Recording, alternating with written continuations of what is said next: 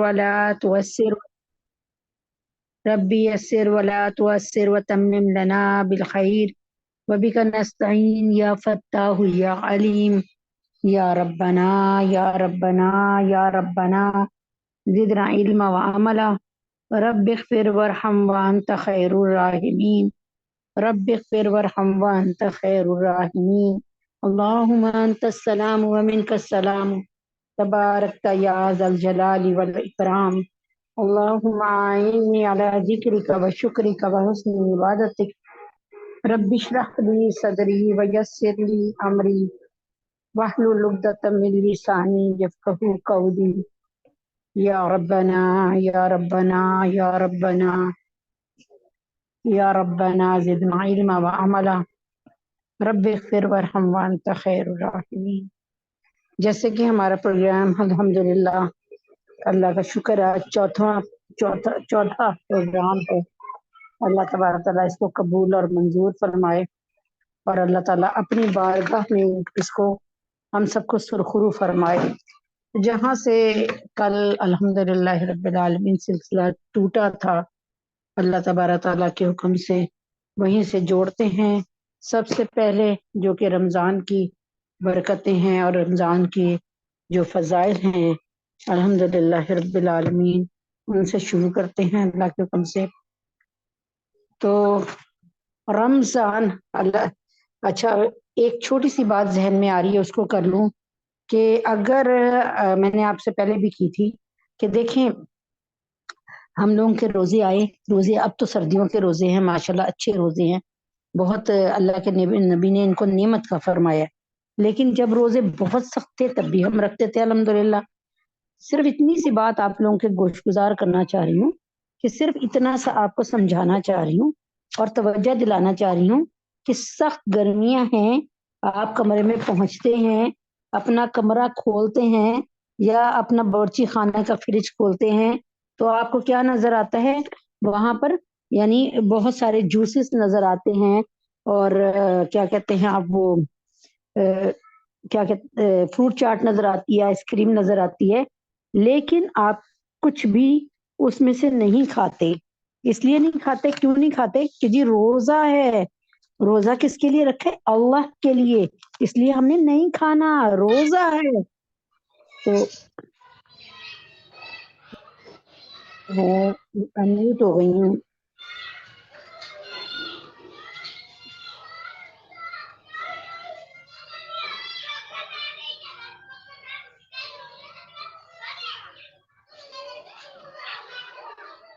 एक सेकंड।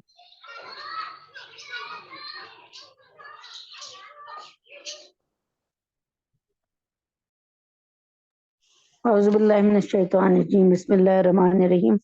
अच्छा, तो आप लोग क्या है कि आपने फ्रिज खोला, देखा इतने जूसेस पड़े हुए हैं, आइसक्रीम पड़ी है, फ्रूट चाट पड़ी है, खा सकते हैं, क्यों नहीं खाते? कितनी आपका दिल करेगा, मुंह में पानी भराएगा, क्यों नहीं खाएंगे? जरा से बताएं। अल्लाह के लिए रोजा रखा। क्या अल्लाह रब्बुल इज्जत ने हमें नहीं कहा कि हमने गीबत नहीं करनी, झूठ नहीं बोलना, हसद नहीं करना, सूद नहीं खाना?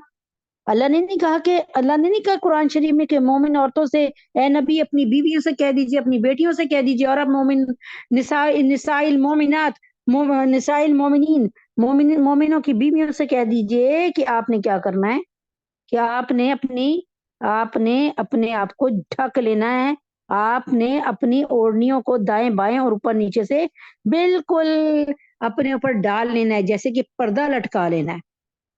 तो अगर एक हुक्म की इतनी हमने मान लेनी है और फिर बाकी अहकामात को नहीं मानना, ज़कात है, ज़कात देने में हमने ये हुज्जतें करनी है कि यार इतने सारे पैसे ज़कात में कौन दे, खुदा के वास्ते इन चीजों को समझें।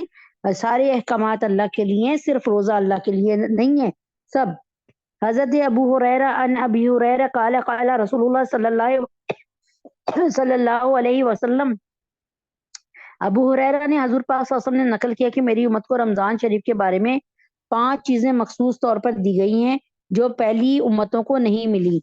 यानी किसी भी 1,24,000 जितने भी नबी आए, 1,00,000 उनमें से किसी नबी की उम्मत को ये एजाज, ये गौर से सुनिएगा, शायद इनमें आप में से बहुत से लोगों ने ये पहले हदीस कभी सुनी ना हो, اور میں نے بھی اتنا پڑھنے کے بعد یہ حدیث بہت عرصے بعد سنی. تو کہنے کا مطلب کہ وہ یہ 5 چیزیں وہ ہیں جو نبی پاک صلی اللہ علیہ وسلم کی امت کے علاوہ کسی اور نبی کی امت کو نہیں ملی. یہ کہ ان کے منہ کی بدبو اللہ کے نزدیک مشک سے زیادہ پسندیدہ ہے. یعنی منہ کی بدبو سے یہ مراد نہیں کہ منہ گندا رکھنا ہے، بلکہ جو معدے سے ایک ہواڑ آتی ہے نا، معدے سے ایک ہوا آتی ہے، یہ اس کی بات ہو رہی ہے. منہ کو تو خوب صاف رکھنا ہے. یعنی آپ کو پتہ ہے مسواک کرنے کا حکم، گھر میں سے باہر جائیں تو مسواک کر، یعنی گھر میں آئیں تو مسواک کر لیں، سو کر اٹھے تو مسواک کر لیں، وضو کرے تو مسواک کر لیں. اتنی زیادہ مسواک کی ہے کہ نبی پاک صلی اللہ علیہ وسلم کو جب بار بار بار بار یہ مسواک کے آرڈرز آتے رہے اللہ کی طرف سے، تو ایک دن کہہ رہے ہیں جبریل امی کیا میں اپنے منہ کو پوپلا کر لوں، یعنی کیا میں اپنے مسوڑوں کو پوپلا کر لوں یا دانتوں کو گھس لوں. یعنی اتنی دفعہ آرڈرز آئے ہیں اس کے کہ تو اس کا مطلب یہ کہ مسواک کرنا ہے. اور یہ والی بو کون سی ہے؟ جو معدے سے ایک ہیواڑ اور ایک معدے سے ایک بو آتی ہے نا، روزے کی حالت میں جب انسان روزے سے ہو تو اس کے منہ سے ایک اسمیل سی آتی ہے، یہ اس اسمیل کی بات ہو رہی ہے کہ اللہ کو مجھ سے زیادہ پسند ہے. دوسرا یہ کہ اس کے جب امت محمدیہ صلی اللہ علیہ وآلہ وسلم کے روزے دار روزہ رکھتے ہیں تو دریا کی مچھلیاں تک دعا کرتی ہیں اور افطار کے وقت تک دعائیں کرتی رہتی ہیں ان کے حق میں. اور یعنی جیسے ہی آپ نے روزہ صبح بند کیا 5 بجے یا جتنے بھی بجے، تو روزہ بند کیا تب سے لے کے آپ کا روزہ کھلنے تک دریا کی مچھلیاں آپ کے لیے دعائیں مغفرت کر رہی ہیں، یعنی دعا کر رہی ہیں. تیسرے یہ اعزاز بھی نبی محمد صلی اللہ علیہ وسلم کی امت کے علاوہ کسی کو نہیں ملا. تیسرا جنت ہر روز ان کے لیے آراستہ کی جاتی ہے، یعنی سجائی جاتی ہے. یعنی جنت روز اللہ کہتے ہیں جنت ایک ڈے 1 سے سجاؤ، یعنی پہلے روزے سے سجاؤ. کیوں؟ یعنی جنت ہر روز ان کے لیے آراستہ کی جاتی ہے. پھر حق تعالیٰ فرماتے ہیں کہ قریب ہے میرے نیک بندے دنیا کی مشقتیں اپنے اوپر سے پھینک کر تیری طرف آویں. اور یعنی ایک دن ایسا آئے گا کہ میرے بندے جو ہیں اس جنت میں آئیں گے جیسے ماں اپنے بیٹے کی شادی کرنے کے لیے ایک مہینہ پہلے اپنے گھر کو سیٹنگ کرا رہی ہوتی ہے اور بچے کا کمرہ سیٹ کروا رہی ہوتی ہے، سجا رہی ہوتی ہے. اللہ تبارک تعالیٰ بھی پورے سال اس بات کا اہتمام کرتے ہیں، اور بالخصوص رمضان میں کہ ان قریب وہ لوگ آنے والے ہیں جو دنیا کی مشقتیں جھیلتے ہوئے صبر کرتے ہوئے آئیں گے اور پھر اس جنت میں بس جائیں گے. اس چوتھا اعزاز محمد صلی اللہ علیہ وسلم کی امت کو کیا ملا کہ اس میں سرکش شیاطین قید کر دیے جاتے ہیں کہ وہ رمضان میں ان برائیوں کی طرف نہیں پہنچ سکتے جن کی طرف غیر رمضان میں پہنچتے ہیں. یعنی اللہ تبارک تعالیٰ کو توق پہنا کر دریا برد کروا دیتے ہیں جبریل امی سے کہ اس کو دریا میں ڈال کر آ جاؤ کہ یہ میرے نبی کی، اللہ تعالیٰ فرماتے ہیں میرے نبی کی امت کے روزے داروں کے روزے نہ خراب کر سکے، کسی کو غلط طرف لے کے نہیں جا سکے. بڑی سرد گرمیاں ہیں، تم روزہ نہ رکھو، بڑا مشکل ہو جائے گا. روزہ جو ہے وہ کیا کہتے ہیں، گرمیوں کا روزہ آپ کو پتا 3:15 بجے بند ہوتا ہے اور 7:15 بجے کے قریب کھلتا ہے. تو کتنے گھنٹے کا ہو گیا؟ تقریباً 15-16 گھنٹے کا روزہ ہو گیا. اب شیطان کہہ رہا ہے بھائی نہ رکھو، لیکن اللہ تعالیٰ نے اس کا جو ہے ایک انتظام یہ کیا ہے کہ اللہ تعالیٰ فرماتے ہیں کہ جیسے کل پہلا روزہ ہے، وہ آج ہی رات کو مغرب کے بعد سے شیطان کو، ابلیس کو توق پہنا کے دریا برد کر دو تاکہ امت محمد صلی اللہ علیہ وسلم کے روزے داروں کے روزے خراب نہ کر سکے، ان کو بہکا نہ سکے، گناہ کی طرف نہ لا سکے. رمضان کی آخری رات میں روزے داروں کے لیے مغفرت کی جاتی ہے. صحابہ نے عرض کیا یہ شب مغفرت شب قدر ہے، یعنی رمضان کی آخری رات بالکل. انہوں نے کہا اس لیے شب قدر ہے؟ صحابہ نے پوچھا، فرمایا نہیں بلکہ دستور ہے کہ مزدور کو کام ختم ہونے کے وقت مزدوری دے دی جاتی ہے. اس کو لیلۃ الجائزہ بھی کہتے ہیں. اور اس رات کی اتنی اہمیت ہے کہ ہمیں اللہ تعالیٰ نے لیلۃ الجائزہ دیا، یعنی اس دن اللہ تعالیٰ نے ہمیں ہماری دہاڑی دینی ہوتی ہے، مزدوری. ارے کون بے وقوف ہے جو 1 مہینے لگاتار کام کرے اور جس دن اس کو سیلری ملنی ہو، تنخواہ ملنی ہو، اور وہ گھر بیٹھ جائے آرام سے؟ کوئی ایسا بے وقوف ہی انسان ہوگا جو کرے گا. لیکن جو ذی عقل ہے وہ ایسا نہیں کریں گے کہ پورے مہینے روزے رکھے اور عبادتیں کی، اور اس کے بعد کیا ہوا کہ عبادتیں کی، اور اس وقت جب اللہ تعالیٰ نے ہمیں مزدوری دینی ہے، ہماری روزوں کی جزا دینی ہے، ہمیں روزوں پر انعام دینا ہے، تو ہم کیا کر رہے ہیں؟ اب ہم کیا کرتے ہیں کہ اب جا کر نا بازاروں کی زینت بن جاتے ہیں. ارے چاند رات ہے، چوڑیاں چڑھانی ہیں، ارے کون کھانی ہے، اپنی گاڑی میں گیٹ ڈیک لگا کے ایسے جیسے کہ شیطان خود آزاد ہو گیا. اللہ اکبر کبیرہ. ہم ایسے شیطان بن جاتے ہیں کہ شیطان خود آزاد ہو گیا. تو خدا کے واسطے یہ لیلۃ الجائزہ ہے، اس میں اللہ تعالیٰ آپ کو 29 یا 30 روزوں کی جزا دے رہے ہوتے ہیں. اس کو نہ ضائع کیا کریں، اس میں نہ ضائع کیا کریں کہ یعنی بازاروں میں جا کر اس کو ضائع نہ کیا کریں، بلکہ اس کا اہتمام کیا کریں کہ آپ اس رات میں خوب عبادت کریں، مغرب کے ٹائم سے لے کر جب اعتکاف سے لوگ اٹھتے ہیں تب بھی، اور جب روزے کا آخری ہوتا ہے، اعلان ہو جاتا ہے کہ کل عید الفطر ہے، تو پھر وضو سے رہیں، کوشش کریں نہ بھی وضو سے رہیں تو ذکر کریں، اذکار کریں، نوافل پڑھیں پوری رات. کپڑے بھی استری کر رہے ہیں آپ اپنے شوہر کے تو اللہ کا ذکر کرتے ہوئے کریں. آپ سوئیاں بنا رہی ہیں، شیر قورمہ بنا رہی ہیں، تو کوشش کریں کہ باوضو ہو جائیں اور بار بار اللہ تعالیٰ کا ذکر کریں اور اللہ کو پکاریں. ضروری نہیں ہے کہ نوافل ہی ادا کی جائے، ذکر کریں، استغفار کریں، کلمہ پڑھیں، اور ہو سکے تو قرآن مجید اور جو دو دو چار چار رکعت کر کے پڑھ لیں. یہ اس میں آپ کا ہی فائدہ ہے انشاءاللہ تعالیٰ.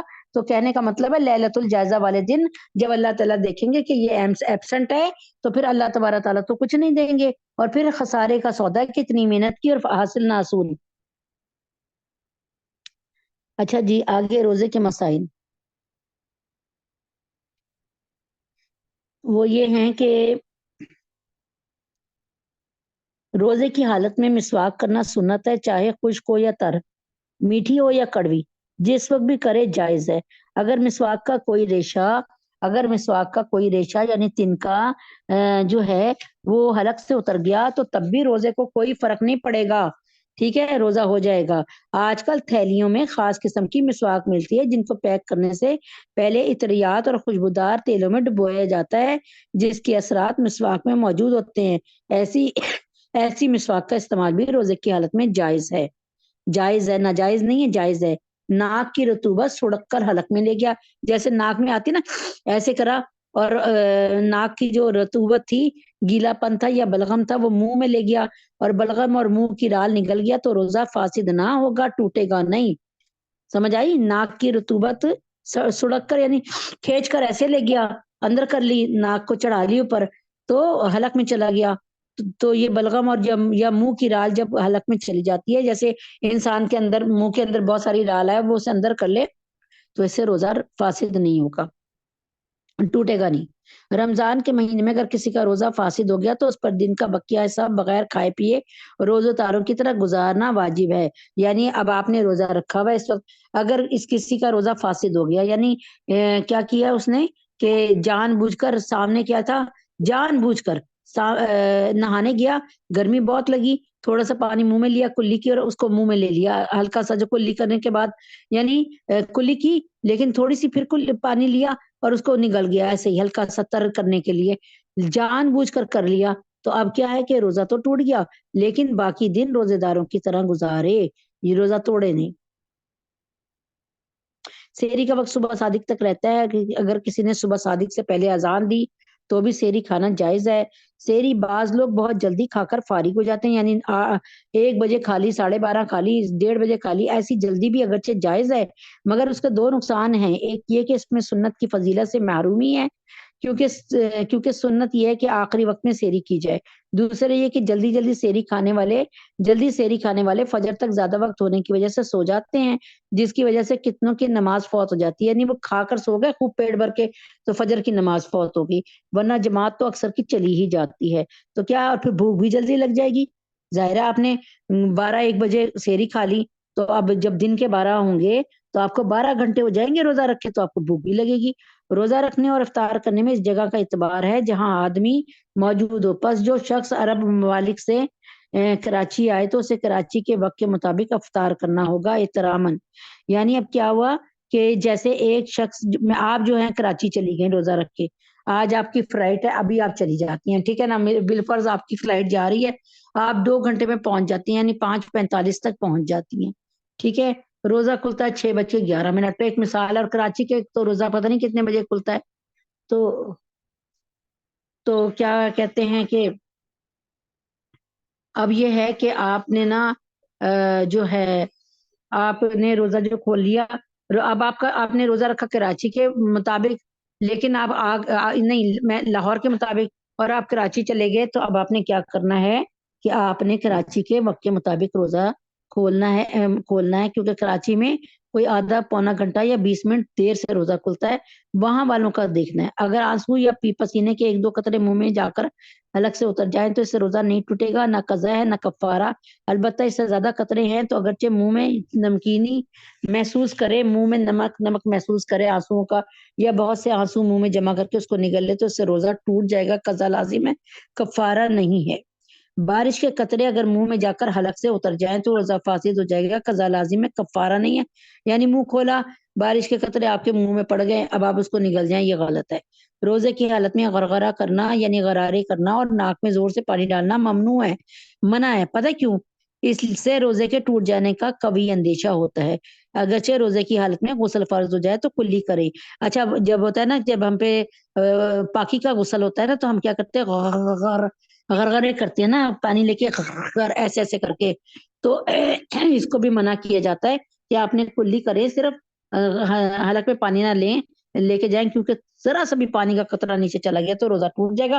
ہاں، اس کے لیے ہمارے قاسم نے بتایا تھا کہ اگر آپ دن کے مثال کے طور پہ آپ روزہ رکھ کے نہانے چلی گئیں کہ نہانا فرض تھا، ٹھیک ہے، تو اب آپ نے کیا کیا کہ آپ اس طریقے سے غرغرے نہ کریں، بلکہ اس کا بہترین طریقہ ہے کہ جب روزہ کھل جائے اور آپ جو ہے روزہ کھولنے لگے نا، ایک مثال کے طور پہ، تو آپ اس کو حلق تک پانی کو پہنچا لیں، ٹھیک ہے، روزہ جب کھل جائے، مطلب جب روزے کھولنے کا جیسے ہی اعلان ہوا، آپ اسی وقت حلق کے پانی تک پہنچا لیں، اللہ تعالیٰ اس کا ثواب دے دے گا۔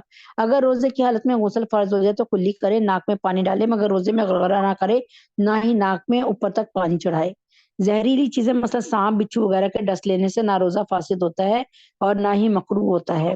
نفل روزہ رکھ کر اگر خود بخود توڑ دیا جائے یا اتفاقاً ٹوٹ جائے تو صرف قضا لازم ہے، کفارہ نہیں ہے، کیونکہ نفل ہے۔ دمہ کے مریضوں کے لیے ایک خاص قسم کا انہیلر پمپ ہوتا ہے جسے انہیلر کہتے ہیں۔ اگر باہر حالت روزہ اس کا استعمال کیا گیا تو روزہ فاسد ہو جائے گا، یعنی ٹوٹ جائے گا، اور صرف قضا لازم ہے، کفارہ نہیں ہے۔ اچانک ایسا بیمار پڑ گیا کہ اگر روزہ نہ توڑے تو جان پر بن آئے گی یا بیماری بہت بڑھ جائے گی تو روزہ توڑ دینا درست ہے۔ اگر سانپ نے کاٹ لیا تو وہ دوا پی لی اور روزہ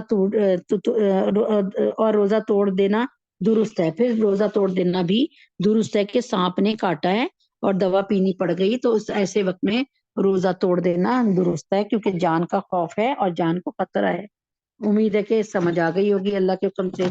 اعوذ باللہ من الشیطان الرجیم، بسم اللہ الرحمن الرحیم۔ حضرت عمر فاروق رضی اللہ تعالیٰ عنہ خلیفہ دوم، جب ویسے ڈیٹیل تو میں آپ کو انشاءاللہ ساری بتاؤں گی اس کی، اور اس میں آئے گی بھی۔ جب حضرت عمر فاروق رضی اللہ تعالیٰ عنہ فتح کرنے گئے بیت المقدس، تو حضرت عمر فاروق رضی اللہ تعالیٰ عنہ کا میں نے آپ کو بتایا نا، یہ ڈیٹیل بتاؤں گی، ابھی تو بس ایسے ہی بتا رہی ہوں میں آپ کو۔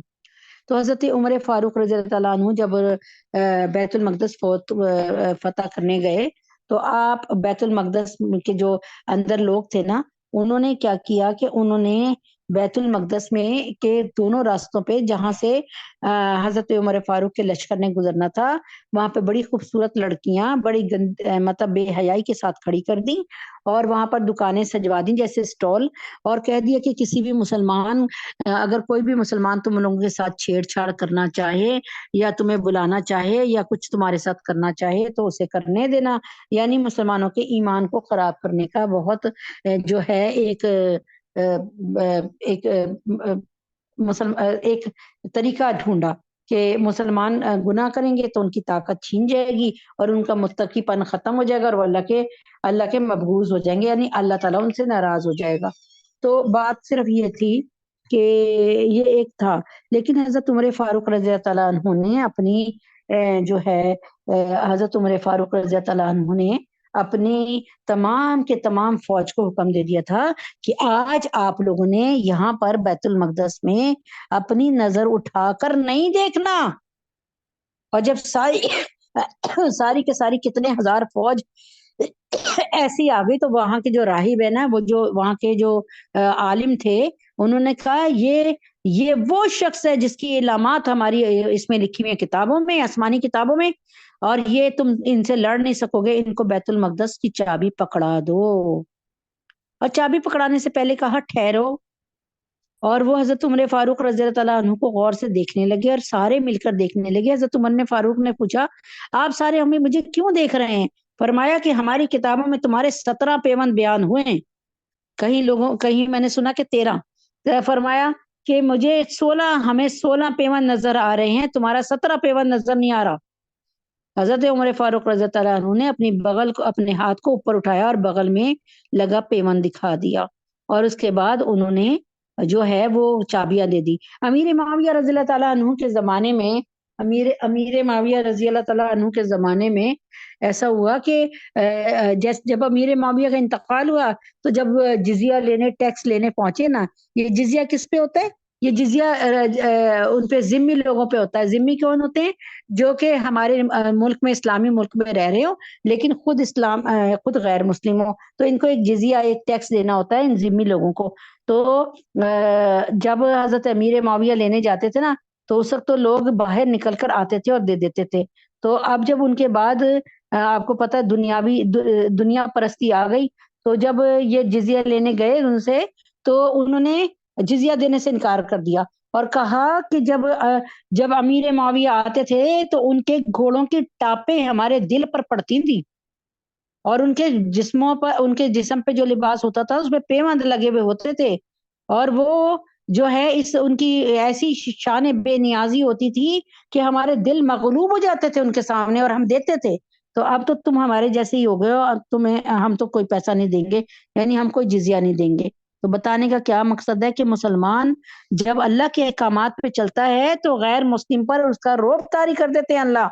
لیکن اب تو مسلمان میں اور عیسائی میں فرق کرنا بہت مشکل ہے۔ ہماری بیٹیاں، ہماری بہنیں، ہماری بہویں ایسا لباس پہننے لگی ہیں، ہمارے بیٹے اور ہمارے جو گھر کے مرد ہیں، کہ اللہ تبارک تعالیٰ ہم پر رحم فرما دے۔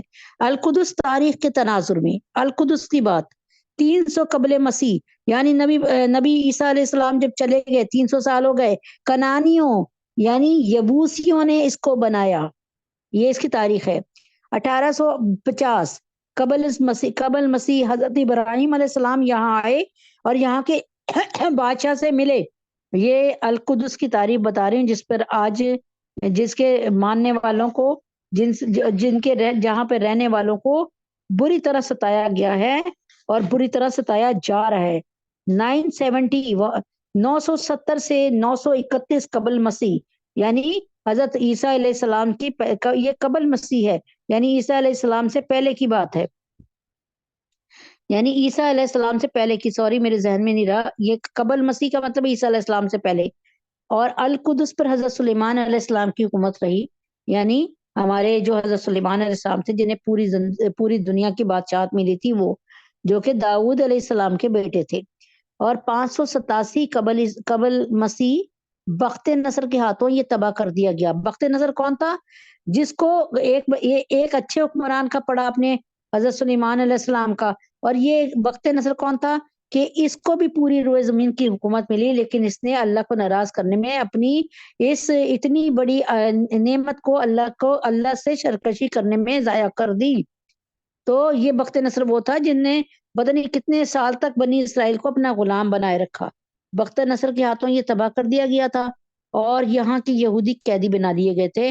یہودیوں سے تو بخت نصر کو ویسے ہی بہت ایک چڑ تھی، اور اس نے کتنے سال جو ہے بنی اسرائیل کو جو ہے اپنے اس میں رکھا، قید میں رکھا۔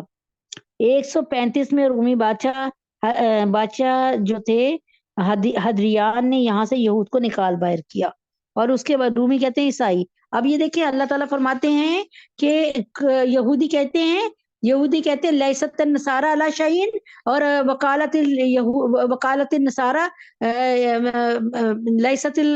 لیست الیہود علی شیء۔ اللہ تعالیٰ فرماتے ہیں یہ اتنے آپس میں ایک دوسرے کے دشمن ہیں، یہودی اور عیسائی، کہ قرآن میں لکھا ہے کہ اللہ تعالیٰ فرماتے ہیں کہ یہودی کہتے ہیں کہ عیسائی کوئی چیز نہیں ہے، عیسائیوں کی کوئی حیثیت نہیں ہے، اور عیسائی کہتے ہیں کہ یہودیوں کی کوئی حیثیت نہیں ہے، لیکن مسلمانوں کے خلاف ایک ہوئے میں. تو 15 ہجری 15 ہجری 36 عیسوی میں مسلمانوں نے مارکا یرموک کے بعد ان علاقوں کو آزاد کروایا. عیسوی ہوتا ہے یہ حضرت عیسیٰ کے بعد کی بات. تو مارکا یرموک کے بعد ان علاقوں کو، یرموک کا جو مارکا ہوا، اللہ تبارک تعالیٰ نے اللہ تعالیٰ کے حکم سے مسلمانوں نے ان علاقوں کو فتح کر لیا. 17 ہجری 638 تک میں 3000 صحابہ نے اسے فتح کیا. 17 ہجری میں ہجرت کے 17ویں سال نبی پاک صلی اللہ علیہ وسلم نے ہجرت کی، 13 سال وہاں پہ زندہ رہے، اور 17ویں سال یعنی مجھے لگتا ہے کہ یہ حضرت عمر فاروق کا ہی واقعہ ہوگا. تو ہجرت کے 17ویں سال جو ہے وہ 638 عیسوی میں 3000 صحابہ نے اسے فتح کیا، اور یہاں کے پادری سفر ونیوسی نے شہر کی چابیاں عمر بن خطاب رضی اللہ تعالیٰ عنہ کے حوالے کر دی اور معاہدہ کر لیا. یعنی مسلمانوں کے ہاتھوں میں کتنے عرصے تک یہ رہا؟ 493 ہجری 1099 میں صلیبیوں نے یہاں پر قبضہ کر لیا. یعنی نبی پاک صلی اللہ علیہ وسلم کو جب ہجرت کیے ہوئے 493 سال یعنی 500 سال ہونے لگے تو پھر صلیبیوں نے اس پر قبضہ کر لیا. یعنی اتنا عرصہ جو تھا وہ مسلمانوں کے پاس رہا بیت المقدس. بتا رہی ہوں نا کہ اس کو سمجھے آپ کہ 638 عیسوی میں حضرت عیسیٰ کو دنیا سے گئے ہوئے جب 638 سال ہو گئے تھے تو 3000 صحابہ نے اس کو فتح کر لیا تھا. پھر اللہ تعالیٰ جب عیسوی ختم کب ہوا؟ جب حضرت محمد صلی اللہ علیہ وسلم نے ہجرت کی تو پھر ہم نے کیا کرنا شروع کیا؟ ہجرت کو لے لیا. تو 493 ہجری میں اور 1099 عیسوی میں صلیبیوں نے یہاں پر قبضہ کر لیا، اور پھر 583 ہجری میں 1187 میں معرکہ حطین میں صلاح الدین ایوبی نے رحیم اللہ نے صلیبیوں کو جنگ شکست پاس دی اور القدس کو پھر آزاد کروا دیا. یعنی یہ تاریخ بتا رہی ہوں، اس کے بغیر مزہ نہیں آنا. 658 ہجری میں یعنی نبی پاک صلی اللہ علیہ وسلم کو دنیا سے رخصت ہوئے 658 سال ہوئے، اور حضرت عیسیٰ علیہ السلام کو دنیا سے رخصت ہوئے 1260 سال میں کے بعد میں مارکہ عین جالوت ہوا، جس میں القدس کو تاتاریوں سے آزاد کرایا. یعنی پھر تاتاریوں نے قبضہ کیا تو پھر وہاں پہ کس نے کیا؟ اور یہ مارکہ کس نے کیا تھا؟ یہ جالوت سے لڑائی لڑ کے ہم نے طالوت علیہ السلام، یعنی طالوت بعد میں نے سنا تھا کہ ان کو نواز دیا تھا نبوت سے، لیکن بہرحال یہ طالوت پیشے کے لحاظ سے دھوبی تھے، لیکن انہوں نے یہ مارکا لڑا. اللہ نے حضرت جب ان کو کہا کیا کہ وقت کے نبی نے کہا کہ اپنے میں مطلب تم نے لڑنا ہے، تو انہوں نے کہا کہ ایک وہ مقرر کر دے ہمارے لیے کوئی امیر. تو طالوت کو مقرر کیا گیا، لیکن ان لوگوں نے کہا یہ تو پیشے کے اعتبار سے ایک دھوبی ہے، ہم نے نہیں اس کے پیچھے ہم نے نہیں جنگ لڑنی. تو پھر اللہ تعالیٰ کے حکم سے نبی کو اللہ تعالیٰ کا فرمان ملا کہ وہ صندوق جو کہ جس میں حضرت موسیٰ علیہ السلام کی اور حضرت ہارون علیہ السلام کی چیزیں تھیں، اور جو کہ وقت نصر لوٹ کے لے گیا تھا اور بنی اسرائیل کو قیدی بنا لیا تھا اور لے کے اپنے ملک چلا گیا تھا، وہ اللہ صندوق آئے گا، اور وہ صندوق جس کے دروازے پہ رکے گا وہی جو ہے طالوت سے وہی جو ہے جالوت سے لڑے گا. نہیں جس کے دروازے پہ رکے گا وہی جو ہوگا نا وہ امیر بنایا جائے گا. اور واقعی اللہ کی قدرت کہ طالوت کے ہی دروازے پر آ کر وہ صندوق رکا. یہ اس کا ذکر الحمدللہ ہے، اللہ تعالیٰ کا شکر ہے، ہمارے قرآن مجید کی تفسیر میں ہے. اچھا یہاں پر آگے کے جس میں القدس کو تاتاریوں سے آزاد کروایا. اس کے بعد ہے 934 ہجری، یعنی نبی پاک صلی اللہ علیہ وسلم کی ہجرت کو 934 سال جب ہوئے اور 1516 عیسوی میں عثمانی خلافت نے اسے اپنا حصہ بنا لیا. یعنی اب آپ دیکھ لیں کہ کتنا عرصہ ہی ہمارے پاس رہا. 1336 ہجری میں 1917 عیسوی میں پہلی جنگ عظیم ہوئی اور خلافت عثمانیہ ختم کر دی گئی اور القدس انگریزوں کے قبضے میں چلا گیا. ٹھیک ہے. 1917 میں بالفور معاہدہ ہوا، اس کے تحت یہاں یہودی ریاست قائم کرنے کا وعدہ کیا گیا.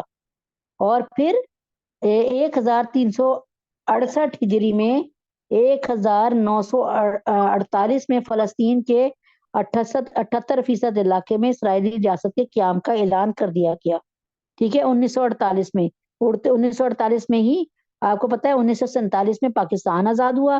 1948 میں یہاں پر اسرائیلیوں نے فلسطین میں اپنا زور دکھا دیا اور ان کے پیچھے کس کا تھا؟ برطانیہ سلطنت برطانیہ کا ہاتھ تھا. 1387 میں ہجری میں 1967 عیسوی میں یہود نے فلسطین کے باقی ماندہ علاقوں پر قبضہ کر لیا لڑ بڑھ کر اور مسلمانوں کو ایک کونے میں ایک کارنر میں لگا دیا. اور 1408 ہجری میں 1987 میں یہودیوں کے خلاف جد و جہد کا اعلان کر دیا گیا. یعنی پورے 20 سال بعد فلسطین کے مسلمانوں کو یہ احساس ہو گیا کہ ہم جب تک ان سے نہیں لڑیں گے تو تب تک یہ نہیں ہو سکتا کہ یہ آزاد ہو جائے. تو اس پر جو ہے بہت زیادہ سوچ و بچار ہوا اور پھر یہ حماس کی ایک تحریک بھی بنی اور الحمدللہ رب العالمین پھر یعنی ان کو اندازہ ہو گیا کہ یہ یہودیوں کی مذمت کر کے نہیں بلکہ یہودیوں کی مرمت کر کے ہی مل سکتا ہے. وقت کی گرد کیسی کیسی حقیقتوں کو جھٹلا دیتی ہے اور جب کسی چیز کے وارث ہی اس سے غافل ہو جائے تو کس بے دردی اور صفائی سے وہ چیز ان سے چھین لی جاتی ہے. اس کی مثال دنیا کی مقدس ترین عمارت مسجد اقصی ہے. مسجد اقصی کو جلیل القدر انبیاء کرام علیہ السلام اور اولیاء اللہ کی جبین نیاز کا بوسہ لینے کا شرف حاصل ہوا ہے. یہاں وحی کا نزول ہوتا رہا. قرآنی شہادت کے مطابق برکات آسمانی بے پایاں رحمت کی شکل میں اس کی مقدس دیواروں میں اترتی رہی. یہاں سے رب العزت اپنے آخری نبی کو معراج پہ لے گئے. یہ مسلمانوں کا قبلہ اول ہے اور یہاں ایک نماز کا ثواب ایک روایت کے مطابق 50,000 نمازوں کے برابر ملتا ہے اور بیت اللہ میں ایک نماز کا ثواب 1,00,000 نمازوں کے برابر ملتا ہے. تو افسوس کہ اس دور کے مسلمان اس کی زیارت سے محروم ہے اور اسد راز سے باہر کے مسلمانوں کو اس کی زیارت اور یہاں نماز کی ادائیگی کا موقع ہی نہیں ملا ہے. ذیل میں القدس شہر اور مسجد اقصی کی مختصر تاریخ تعارف اور یہودیوں کے اس کے متعلق باطل دعوے کی تردید پیش کی جاتی ہے. شاید کسی صاحب ایمان کے دل میں اس ظلم کے خاتمے کے لیے چنگاری پیدا کر دے یہ بات جو یہودیوں نے ظلم برپا کیا ہوا ہے اور یہودیوں نے جو ظلم ہم سب پہ ڈھایا ہوا ہے وہ ادھر کے تمام مسلمانوں پہ. آگے القدس تاریخ کے آئینے میں انشاءاللہ کل پڑھیں گے کہ تاریخ کے آئینے میں القدس کی اہمیت کیا ہے. تو انشاءاللہ تعالی اللہ نے چاہا تو کل اللہ کے حکم سے یہ پڑھیں گے. یہ آہستہ آہستہ چلے گا لیکن انشاءاللہ العزیز اللہ نے چاہا ایک ایک چیز دیکھیں. بہت سی چیزیں آپ کو ابھی تک پتہ نہیں ہوں گی کہ یہ مسلمانوں کے ہاتھ کبھی آیا کہ نہیں آیا مسلمانوں کے ہاتھ کتنی دفعہ آیا. اس میں جب طالوت کی حکومت ہوئی تب بھی آیا اور جب حضرت عمر فاروق نے لیا تب بھی کتنے عرصے تک لے رکھا.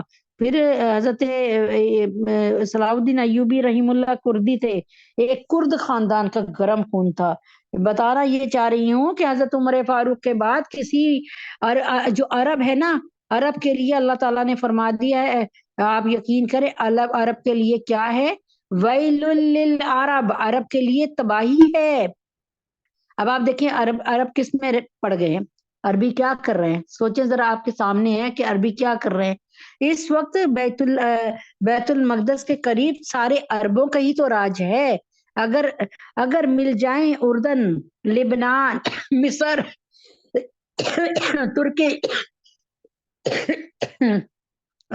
ترکی یمن میں ایک نہیں میں اتنے سارے آپ کے ساتھ نام لوں جس کی یہ سرحدیں ملی بھی ہیں.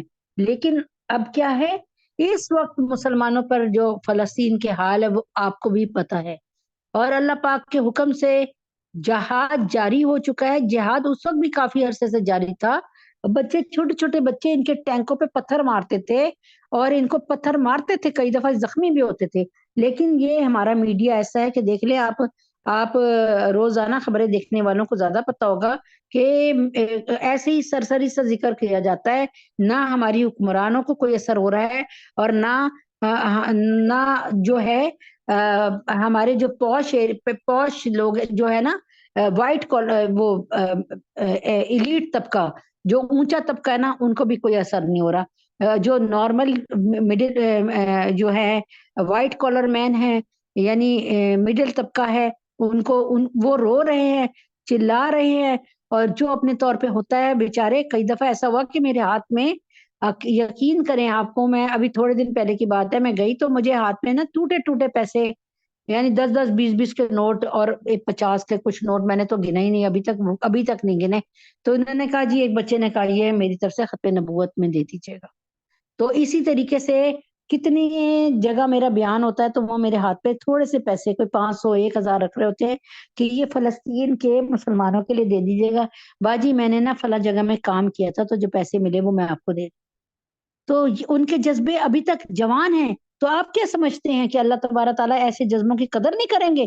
اللہ کی قسم، جب حضرت محمد صلی اللہ علیہ وسلم نے اعلان فرمایا نا جنگ تبوک کا، تو تبوک کی جنگ میں خدا کی قسم ایک صحابی کے پاس دینے کو کچھ نہیں تھا، انہوں نے پورے رات ایک یہودی کے باغ کی آبیاری کی، پانی دیا، گوڈی کی، اور جو یہودی نے کام کیا کہا وہ پوری رات کہتے ہیں وہ لے لیا ہوگا انہوں نے، کوئی دیا جلا لیا ہوگا، کیا جو بھی ہے انہوں نے یہ کام کیا۔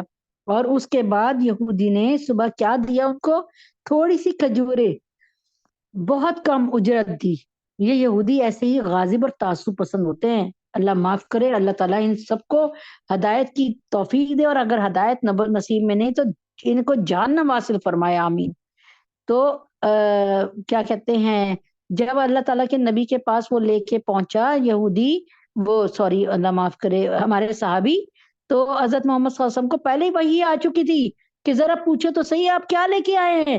ان صحابی نے اپنے چادر کے اندر اپنے دونوں ہاتھوں میں جو ہے جیسے ہم آٹا نہیں نکالتے، اس طرح کھجوریں بھری ہوئی تھی، اور ان کو اپنے سینے سے چمٹایا ہوا تھا اور چھپایا ہوا تھا۔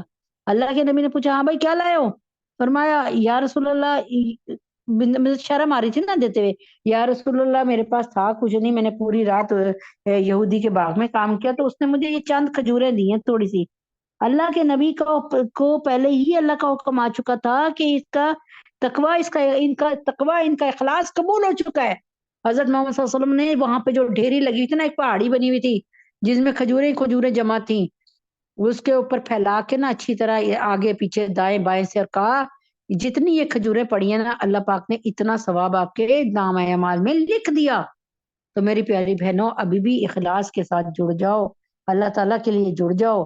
اگر آپ جڑ گئے تو انشاءاللہ فتح آپ ہی کی ہوگی انشاءاللہ۔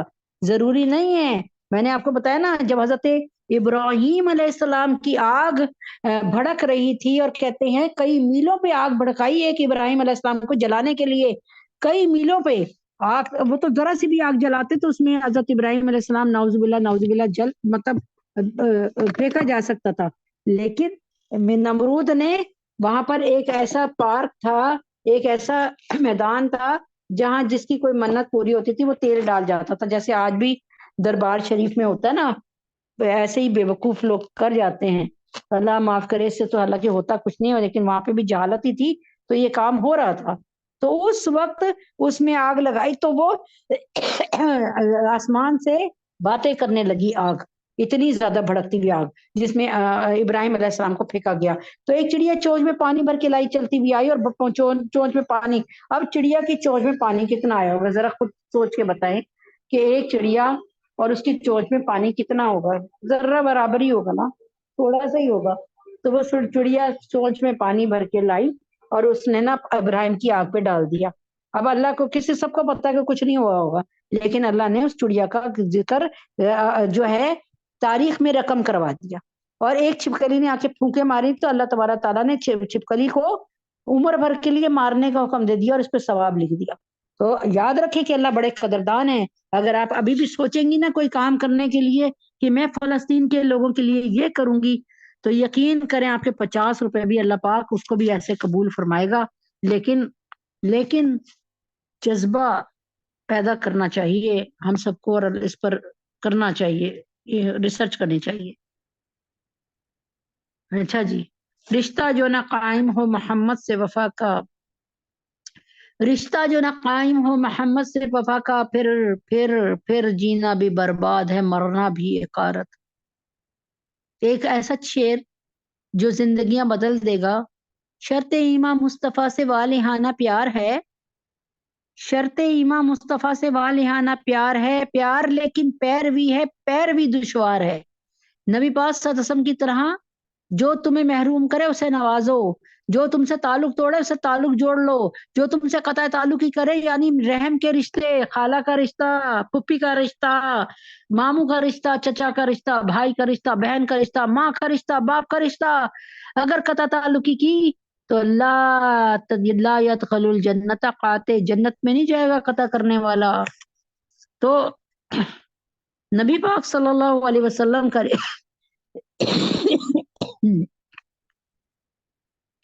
نبی پاک صلی اللہ علیہ وسلم کا ہمارے ساتھ جو رشتہ ہے وہ کسی تعارف کا محتاج نہیں ہے۔ تو حضرت محمد صلی اللہ علیہ وسلم کی میں نے کہا نا، شرط ایماں مصطفیٰ سے والہانہ پیار ہے، پیار لیکن پیروی ہے، پیروی دشوار ہے۔ اللہ کے نبی اکرم صلی اللہ علیہ وسلم دشمنوں سے بھی مسکرا کے ملتے تھے اور کبھی ان کا بھی برا نہیں چاہتے تھے۔ کیسے عبداللہ ابن ابی نے حضرت محمد صلی اللہ علیہ وسلم پہ کی پیاری بیوی پہ الزام لگایا، تو اللہ تبارک تعالیٰ نے کیسے فرمایا کہ اے محمد صلی اللہ علیہ وسلم آپ ان کی نماز یعنی آپ ان کے لیے 70 دفعہ بھی استغفار کریں گے تو میں قبول نہیں کروں گا۔ تو اللہ کے نبی نے فرمایا پھر میں 70 سے زیادہ دفعہ استغفار کر لوں گی، اور نماز پڑھانے کے لیے چل دی ہے نماز جنازہ۔ تو آپ دیکھیں نا کیسا حوصلہ بڑا تھا۔ اللہ تعالیٰ ہمیں بھی ایسے حوصلے عطا فرمائے۔ پہلی امتیں بھی عبادت گاہ بناتی تھیں، اگر وہ آباد نہ ہو سکے تو وہ لوگ انہیں مختلف کاموں کے لیے استعمال کرنے لگتے تھے۔ چنانچہ آج بھی عیسائی امت اپنی عبادت گاہ گرجا بناتے ہیں، پھر اگر عیسائی لوگ وہاں نہ آئیں تو اسے تبدیل کر کے بلڈنگ، دکان، مکان اور جوا خانہ وغیرہ کے طور پہ استعمال کرنے لگتے ہیں۔ باخلاف اہل اسلام کی عبادت گاہوں کے کہ اگر مسلمان کسی جگہ مسجد بنا دیں تو وہ قیامت تک مسجد ہی رہتی ہے، اس مسجد کو اور کسی استعمال میں نہیں لا سکتے۔ کبھی آپ نے سوچا ایسا کیوں ہے؟ یہ اس لیے کہ پہلے انبیاء کی نبوتیں اور شریعتیں محدود زمانوں کے لیے تھی۔ پہلے نبی آتے تھے محدود زمانے کے لیے، اور محدود یعنی کچھ عرصے کے لیے، یعنی ایک مثال کے طور پہ مصر میں آئے حضرت ہارون علیہ السلام اور حضرت موسیٰ علیہ السلام، مدین میں آئے حضرت شعیب علیہ السلام۔ اس زمانے میں یعنی نبی پاک صلی اللہ علیہ وسلم سے پہلے ایک وقت میں 8 نبی آئے ہوتے تھے، مختلف علاقوں کے وہ نبی ہوتے تھے، وہی ان کی بس نبوت ہوتی تھی، یعنی وہی۔ لیکن نبی پاک صلی اللہ علیہ وسلم رحمت للعالمین پورے عالم کے لیے نبی بن کر آئے۔ تو پہلے انبیاء کی نبوتیں اور شریعتیں محدود زمانے کے لیے تھیں، لیکن ہمارے اس لیے ان کی عبادت گاہیں بھی محدود زمانے کے لیے تھیں، جبکہ آج صلی اللہ علیہ وسلم کی نبوت اور شریعت قیام تک کے لیے۔ یعنی اب اگر آپ یہ کریں کہ آپ کہیں کہ مجھے موسیٰ علیہ السلام سے پیار ہے، میں موسیٰ علیہ السلام کی شریعت پہ چلوں گی، تو یقین کریں جنت میں کوئی مقام نہیں ملے گا، کیونکہ موسیٰ علیہ السلام کی شریعت موسیٰ علیہ السلام کے زمانے میں تھی۔ جیسے وہ سلیبس وہ ہو گیا آؤٹ آف آرڈر، یعنی وہ سلیبس جو ہے بدل چکا ہے، جو سلیبس اس وقت ہے اسی پر وہی چلے گا نا۔ وہ کہتے ہیں نا، جیسے لکھتے ہیں نا کہ مہر کرتے ہوئے کہ سکہ رائج الوقت، جو سکہ اس وقت چل رہا ہے، جو روپیز اس وقت چل رہے ہیں، اب آپ وہ کہیں سے وہ اٹھا کر نا وہ پرانے زمانے کی 58 اور 54 لے کر آ جائیں تو وہ اب نہیں چل رہی ہوتی ہے نا۔ جیسے پہلے 10 روپے کا بھی ایک آ گیا تھا سکہ، لیکن اب نہیں چل رہا نا۔ تو اب یہ نبی پاک صلی اللہ علیہ وسلم کی شریعت چل رہی ہے، نبی پاک صلی اللہ علیہ وسلم کی نبوت اور شریعت قیامت تک کے لیے، اس لیے مساجد بھی قیامت تک کے لیے ہیں۔ تعجب ہے ان لوگوں پر جو مساجد میں ختم نبوت کے کام سے روکتے ہیں، حالانکہ دنیا کی ہر مسجد کا تقدس اور بقا ختم نبوت کی وجہ سے۔ نبی پاک صلی اللہ علیہ وسلم کا نام زندہ رہے گا اور ہم رکھیں گے تو ہی مسجدوں کی ضرورت پیش آئے گی نا، کیونکہ نبی پاک صلی اللہ علیہ وسلم نے اللہ کا حکم بتایا کہ اللہ تعالیٰ نے فرمایا کہ نماز پڑھو، نماز پڑھو، نماز پڑھو، اور پڑھ کے دکھائی اور نماز کے تمام مسئلے بتائے۔ اگر خدا نخواستہ اللہ نہ کرے صفحہ ہستی سے نبی پاک صلی اللہ علیہ وسلم کا جو ہے نام مٹ جائے تو پھر ان کا عمل بھی ختم ہو جائے گا۔ تو ہر مسجد ختم نبوت کی دلیل ہے کہ یہ مسجد ختم نبوت کی یوں دلیل ہے کہ مسجد کو دیکھ کر ہمیں اللہ یاد آتا ہے، اور اللہ کے بعد کون یاد آتا ہے؟ نبی اکرم صلی اللہ علیہ وسلم اور قرآن۔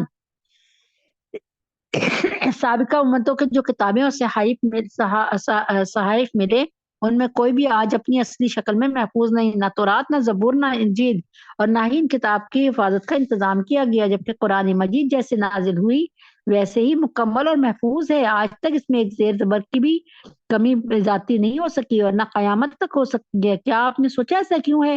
کیوں اللہ نے اس کے لیے کہا انا نحن نزلنا الذکر و انا لہ لحافظون، کہ ہم نے اس قرآن کو نازل کیا اور ہم اس کی حفاظت فرمائیں گے؟ اس کی وجہ یہ ہے کہ پہلی کتب محدود وقت کے لیے تھی، یعنی محدود علاقے کے لیے تھی، محدود وقت کے لیے تھی، اور پھر انبیاء علیہ السلام کا سلسلہ بھی جاری تھا، یعنی ایک نبی جاتا تھا تو دوسرا آ جاتا تھا۔ جب کتاب میں تحریف ہوتی یعنی تبدیلی ہوتی تو نئے آنے والے نبی آ کر نشاندہی فرما دیتے تھے، اس لیے اس کتاب کی خاص حفاظت کا وعدہ نہیں کیا گیا، کیونکہ نبیوں کا سلسلہ چل رہا تھا، کوئی تبدیلی ہوتی تھی تو دوسرا نبی اسے ٹھیک کرا دیتے تھے۔ اب لیکن نبی کوئی نہیں آئے گا ٹھیک کروانے کے لیے، جبکہ آن وسلم پر نازل ہونے والا کتاب قرآن مجید اللہ تعالیٰ کی طرف سے قیامت تک آنے والوں کے لیے آخری کتاب ہے، اور آپ صلی اللہ علیہ وسلم کی نبوت بھی آپ صلی اللہ علیہ وسلم کی نبوت بھی آخری ہے، اس لیے قرآن مجید کی حفاظت کا وعدہ خود اللہ رب العزت نے کیا ہے۔ چنانچہ شروع سے آج تک علماء کے ذریعے قرآن کریم کے معنی اور مفاہیم کی حفاظت، قرۂ کرام کے ذریعے تلفظ اور لہجے کی حفاظت، اور حفاظ کرام کے ذریعے متن کی حفاظت کروائی جا رہی ہے۔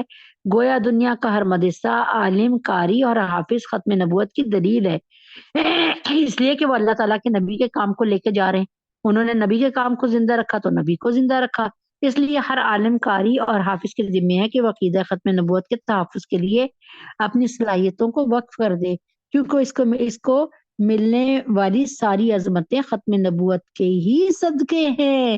آج جو عزت ملی ہوئی ہے ہم سب کو وہ ختم نبوت کے ہی صدقے ہے، اس لیے کہ نبی اکرم صلی اللہ علیہ وسلم کا نام ہم اللہ پاک نے زندہ رکھا ہوا ہے اور وہ زندہ رہے گا۔ اللہ تعالیٰ نے وعدہ کیا وَرَفَعْنَا لَكَ ذِكْرَكَ، اے محمد صلی اللہ علیہ وسلم ہم نے ذکر کو آپ کے بلند کر دیا ہمیشہ کے لیے، یہ نہیں کہ تھوڑے عرصے کے لیے۔ یاد رکھیں کہ ہمیں نبی اکرم صلی اللہ علیہ وسلم جیسی ہستی جو ملی، اللہ تبارک تعالیٰ معاف کرے، اس سے بڑھ ایسی ہستی ہمیں کبھی نہیں مل سکتی۔ میں نے آپ کو بتایا نا کہ نبی اکرم صلی اللہ علیہ وسلم کی ہستی ایسی مبارک ہستی ہے کہ اللہ تبارک تعالیٰ کے حکم سے جب میں آپ کو بتاتی ہوں، ایک یہودی تھا، یہودیوں میں نے پہلے بتایا ہوا ویسے، لیکن یہودیوں میں ایک جو تھا طبقہ تھا، اس میں بہت پڑھے لکھے یہودی تھے سارے، اور انہوں نے کیا کیا تھا، اپنے بچوں کو مسٹ کر دیا تھا، یعنی ضروری کر دیا تھا کہ آپ نے جو ہے وہ کیا کہتے ہیں یہ مطلب صرف اپنی کتاب پڑھنی ہے اور کوئی کتاب نہیں پڑھنی۔ تو ایک دفعہ ایک یہودی لڑکے کے ہاتھ میں ایک ایسی کتاب آ گئی جس میں محمد صلی اللہ علیہ وسلم کا ذکر بھی تھا اور نام بھی تھا، تو اس نے کیا کیا کہ اس نے جتنی کتاب پڑھی نا اس میں اتنی جگہ پہ نبی پاک صلی اللہ علیہ وآلہ وسلم کا جو ہے وہ اس نے کیا کیا، وہاں سے نبی پاک صلی اللہ علیہ وسلم کا نام نا بلیڈ سے یا کسی چیز سے، چھری سے وہ اس نے کاٹ دیا۔ کیا کیا کہ وہاں سے نا وہ نام کاٹتا چلا گیا، اور تاکہ اور وہ یعنی پیپر میں سے، کتاب میں سے اس کا نام کو اڑاتا چلا گیا۔ تو دوسرے دن اس نے جب کتاب کھولی تو دیکھا کہ ہر جگہ محمد محمد لکھا ہوا ہے۔ پھر اس نے سچا واقعہ ہے، پھر اس نے وہ تمام کے تمام جہاں جگہ نام تھا محمد صلی اللہ علیہ وسلم کا وہ بھی کاٹ دیا، اور وہ بھی وہاں سے اس کتاب میں سے یعنی اپنی نفرت کا یوں اظہار کیا۔ اچھا، جب تیسرے دن اس نے کتاب کھولی تو جہاں سے اس نے نام اٹھائے تھے نا نبی پاک صلی اللہ علیہ وسلم کے کاٹے تھے، وہاں پہ پھر محمد صلی اللہ علیہ وسلم لکھا تھا۔ اب وہ یہ سمجھ گیا کہ یہ بات کوئی اوپر لیول کی ہے، اونچے درجے کی بات ہے، وہ وہاں سے نکل گیا اور اس نے کیا کہتے ہیں کیا کیا کہ اس نے نبی پاک صلی اللہ علیہ وسلم کے شہر مدینہ کا پتہ لگایا، اور اس کا سارا نقشہ معلوم کیا، اور پھر وہ نبی اکرم صلی اللہ علیہ وسلم کے شہر میں آیا۔ اس دن نبی پاک صلی اللہ علیہ وسلم کے دنیا سے گئے ہوئے دوسرا یا تیسرا دن تھا، اور نبی پاک صلی اللہ علیہ وسلم دنیا سے جا چکے تھے۔ سارے صحابہ بہت مغموم اور اداس بیٹھے تھے، اور صحابہ کی آنکھیں بہہ رہی تھیں اس وقت، اور نبی پاک صلی اللہ علیہ وسلم کو دنیا سے وصال کیے ہوئے دوسرا تیسرا دن تھا، اور نبی پاک صلی اللہ علیہ وسلم کے صحابہ کو صبر اور قرار نہیں آ رہا تھا۔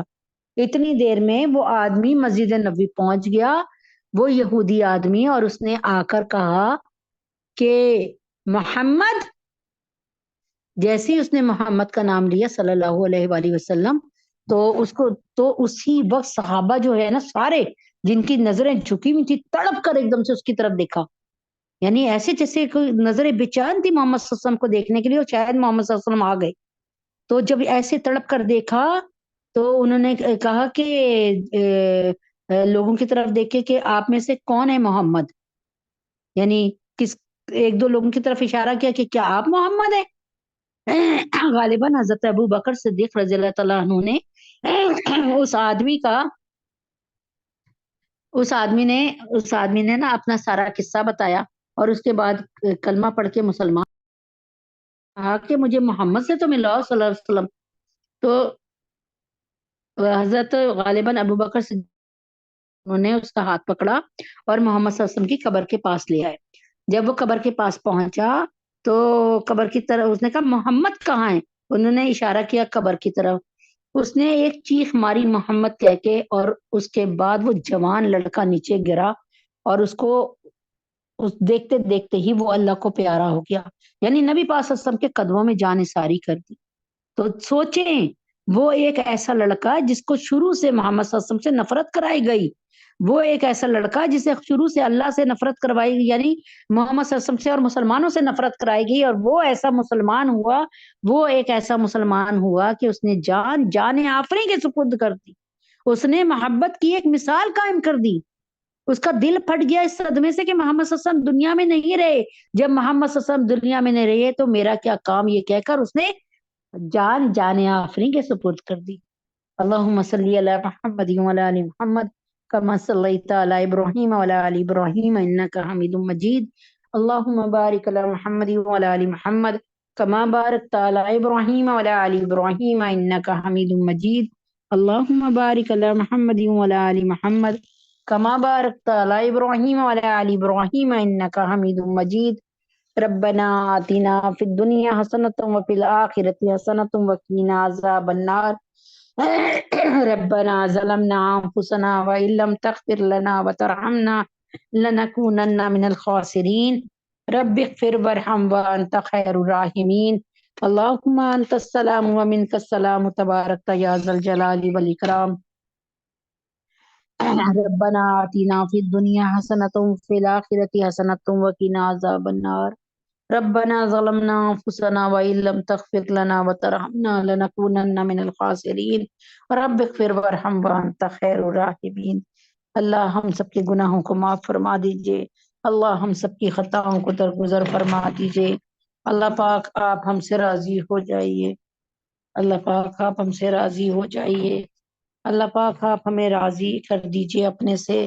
یا اللہ پاک ہمیں جنت کا سرٹیفکیٹ عطا فرما دیجئے، اے اللہ پاک ہمیں جنت کا والا نامہ عطا فرما دیجئے۔ اللہ پاک آپ ہمیں اپنا محبت نامہ عطا فرمائیے۔ یا خفی اللطفی، یا خفی اللطفی ادرکنی بلطفک الخفی، ادرکنا بلطفک الخفی۔ اے چھپی ہوئی محبت رکھنے والے، اے اللہ ہمیں اپنی محبت کا اظہار کرائیے۔ اے اللہ جب سے پیدا ہوئے اب تک آپ کا نام سنتے آئے، اے اللہ پاک اب دل کرتا ہے کہ اللہ آپ کا قرب عطا فرما دیں، اللہ آپ ہمیں اپنا قرب خاص عطا فرما دیں۔ اے اللہ پاک آپ ہمیں اپنا قرب خاص عطا فرما دیں۔ اے اللہ پاک ہمیں ایسا کچھ سرٹیفکیٹ دے دیں کہ جب نبی اکرم صلی اللہ علیہ وآلہ وسلم کے پاس آئیں ہم تو ہمیں آپ بھی مل جائیں۔ نبی پاک صلی اللہ علیہ وسلم اپنے ہاتھ سے ہمیں جو ہے کوثر کا جام پلائیں اپنے ہاتھ سے، نبی پاک صلی اللہ علیہ وسلم کے ہاتھ سے کوثر کا جام پینا، اے اللہ یہ کتنی مقدروں کی بات ہے، اے اللہ پاک، اور اے اللہ پاک آپ کے ہاتھ سے سلسبیل اور زنجبیل پیئیں، اللہ سونٹ کی آمیزش والی شراب پیئیں اور وہ آپ کے ہاتھوں سے پیئیں۔ یا اللہ ہم سب کے گناہوں کو معاف فرمائیے، یا اللہ ہم سب کی خطاؤں کو درگزر فرما دیجئے، یا اللہ کریم، یا اللہ کریم، یا اللہ عظیم، ہم سب پہ رحم فرما دیجئے۔ یا اللہ پاک ڈاکٹر انم، عائشہ، سونیا، ختیجہ، سمیرہ، فیصل، ماریہ، انس اور فاخرہ، بابر، سنبل، اہلیہ عمران، مہرونسا، مریم، ثانیہ، اے اللہ پاک ان کو بہت بہترین نیک اولاد جسے یہ جب دیکھے ان کو خوشی کا احساس ہو اور انہیں سکون ملے، ان کی آنکھوں کی ٹھنڈک اور دل کا سکون اولاد عطا فرما دیجئے۔ یا اللہ پاک ہم سب کے گناہوں کو معاف فرما دیجئے، یا اللہ پاک ہم سب کی خطاؤں کو درگزر فرما دیجئے، یا اللہ فریال، عائشہ اور سحر کی مشکلوں کو آسان فرما دیجئے، ان کی زندگی میں خوشیاں عطا فرما دیجئے، سکون عطا فرما دیجئے۔ یا اللہ امت محمدیہ صلی اللہ علیہ وسلم کی تمام بیٹیاں اور بیٹے جو کہ نکاح کی عمر تک پہنچ چکے ہیں، یا اللہ حفصہ، فاطمہ، جویریہ، سدرہ، سبحانہ، حفصہ، سجاد، زینب، منتہا، بین، شفیفہ، بنات سرور، فخر، عبد المتین، سعدیہ، نظام اور سدرہ کے گھر میں جتنی بچیاں ان سب کی شادیاں بہترین اور اچھی جگہ پہ جلد فرما دیجئے۔ تمام علماء اسلام، مفتی حسن صاحب، مفتی تقی عثمانی صاحب، مولانا فضل الرحمان صاحب، فضل الرحیم صاحب، پیر ذوالفقار نقشبندی صاحب، حضرت جی ندیم بھائی، عمیر، نازیہ، اندلیب، اہلیہ حسین، ان کے والد صاحب، ان کی بہنیں عیشا، معظم، راشدہ، شمیم، عادل، نرگس باجی، شزا، نعیم، ان سب کو، ان سب کے گھر والوں کو جو یہاں پہ بیٹھے ہیں، ان سب کو، ان کے گھر والوں کو، ان کے زوج کو، اللہ میرے زوج کو اور میرے گھر والوں کو اللہ تعالیٰ ایمان کی نعمت کے ساتھ صحت کاملہ عاجلہ مستمرہ عطا فرمائیے۔ اہلیہ اعظم، اہلیہ رفیق، مفتی ضیاء الدین صاحب، عامر اور بیٹی انم کو اپنے گھر میں رہنا، بسنا، اپنے گھر کی کا سکون دیکھنا عطا فرما دیجیے۔ احمد، نعمان، نواب صاحب، محمد، عمر اور محسن کو یا اللہ پاک اپنی جانب سے بہترین روزگار، کریم روزی عطا فرما دیجیے۔ دینے والا ہاتھ بنائیے، ان کا کبھی لینے والا ہاتھ نہ بنائیے۔ ہم سب کے گناہوں کو معاف فرما دیجیے۔ یا اللہ پاک فلسطین کے مسلمانوں کی مدد فرمائیے، جہاں جہاں مسلمان ہیں، بوسنیا، چیچنیا، صومالیہ میں، برما میں، شام میں، سیریا میں، عراق میں، افغانستان میں، کشمیر میں، فلسطین فلسطین فلسطین، اللہ پاک یمن کے اور لبنان کے مسلمان جو فلسطین کے مسلمانوں کی ساتھ بہت بہترین، یعنی ان سب کو اپنی اپنی اپنی اپنی شان کے مطابق جزائے خیر عطا فرمائیے۔ فلسطین کے مسلمانوں کو آزادی عطا فرمائیے، مسجد اقصی میں سکون اور آزادی کے ساتھ نماز پڑھنے کی توفیق عطا فرمائیے۔ یا اللہ نیتن یاہو کو، یہود نصارہ کو، اس کی نیتن یاہو کے لشکروں کو، معاونین کو، فوج کو، یا اللہ پاک ان کی کرنسی کو، ان کی معاشیت کو غارت کر دیجیے، غارت کر دیجیے، غارت کر دیجیے۔ یا اللہ ہم سب کے گناہوں کو معاف فرما دیجیے، یا اللہ ہم سب پہ رحم فرما دیجیے۔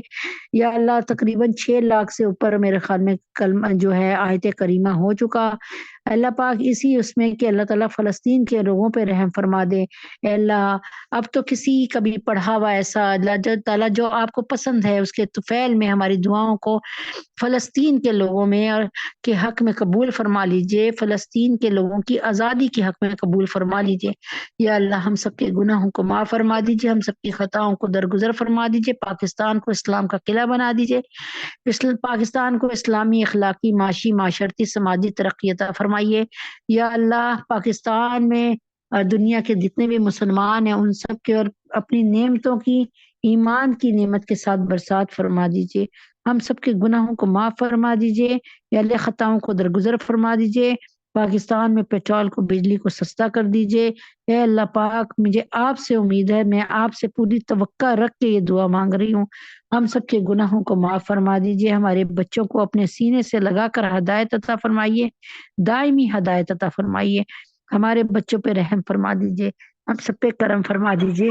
یا اللہ پاک ہمارے بچوں کو راکعین اور ساجدین، صادق اور امین بنائیے، مومن بنائیے، محافظ ناموس رسالت بنائیے، ہماری آنے والی نسلوں کی حفاظت اور تربیت ایسی فرمائیے جیسے آپ نے حضرت یوسف علیہ السلام کی تربیت فرمائی اور حفاظت فرمائی۔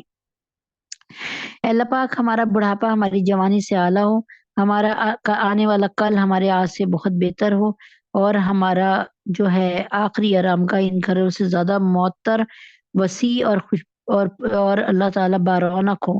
ہم سب کے گناہوں کو معاف فرمائیے، خطاؤں کو درگزر فرمائیے، ہم سب پہ رحم فرمائیے۔ وصلی اللہ تعالی علی خیر خلقہ محمد وعلی آلہ وصحبہ اجمعین برحمتک یا ارحم الراحمین۔ سبحان ربک رب العزت عما یصفون وسلام علی المرسلین والحمد للہ رب العالمین۔